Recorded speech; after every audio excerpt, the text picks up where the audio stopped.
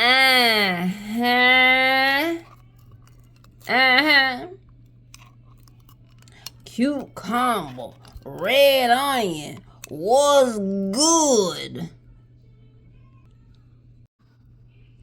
What's up, y'all? It's your girl Sasha. Be back at it again, bringing you real gardening, good food, and entertainment. Look, just a quick tip.